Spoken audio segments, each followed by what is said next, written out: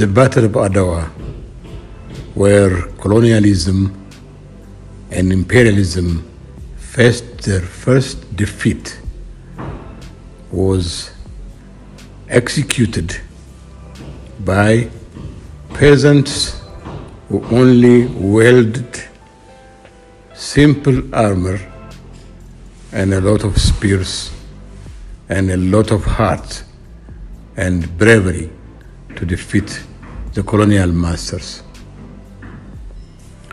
Of course, this whole Battle of Adwa was started or happened because of one treaty. And in that one treaty, which was made between Ethiopia and the Italians, it was Section 17 of that treaty, which gave a full annexation to the Italians on all matters concerning Ethiopia. Mind you, the agreement in Amharic is completely defiant. It shows that Ethiopia is a sovereign country and will, of course, have a good relationship with Italy. But the Italian part of Section 17 of that agreement puts Ethiopia under the Italian protection or protectorate, which means any contact that the Ethiopian government wants to make with international or with other countries has to be through the Italian diplomacy or the Italian government. Now, this Italian translation of the Amharic version, actually, because we haven't got Italian-speaking people, Ethiopians at that time, nobody knew about it, except one person. His name is Ambassador Afor Ghebreyesus, who was then the Ethiopian ambassador to Italy.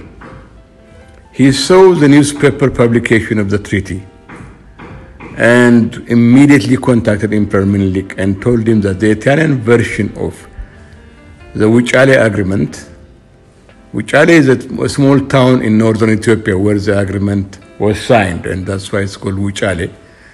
Was the Wuchale agreement actually puts Ethiopia under full protectorate of the Italian government, which means we have been colonized, and a very nice writing by the Italians without any war.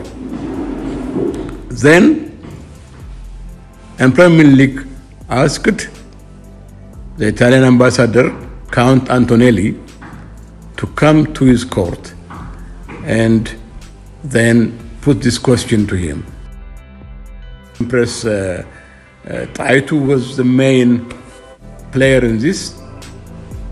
She asked the question and the emperor also repeated it.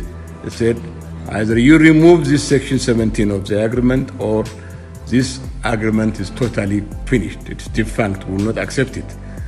And Antonelli was jumping up and down. He said, no, this agreement will hold. We are not going to change it.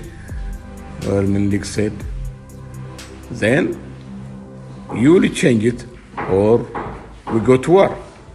And the Italian said, yes, of course, we're not going to change it. And he was behaving in a very bad way. Empress Taitu said, look, why don't you run and get your people, you collect your army and come now. Who do you think will be afraid of you? You are nobody here. Then Count Antonelli jumped up and down like a cock and he left. And then the Battle of Adwa was how it commenced after that. And now the Italians faced their defeat in the hands of Africans for the first time in, of course, in the whole world. I can say that a modern army of European stand, trained and well, coming out of all the what you call military academies in Europe, in Italy, was defeated in the hands of Ethiopians and defeated very, very badly. Of course, all the 4 generals were taken prisoners more than 50,000 soldiers were taken prisoners as well. And that includes the 50,000, includes also the local, what we call banda, the traitors. The Italian army white soldiers were about 10 to 15,000, which were at that time surrendered to the Ethiopian government.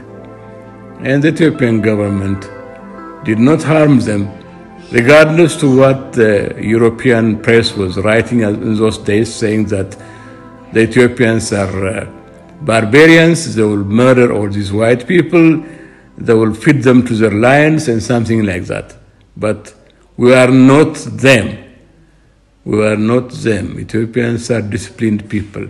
We fed them, we looked after them, and we gave back their white surrendered soldiers to their country. We sent them back.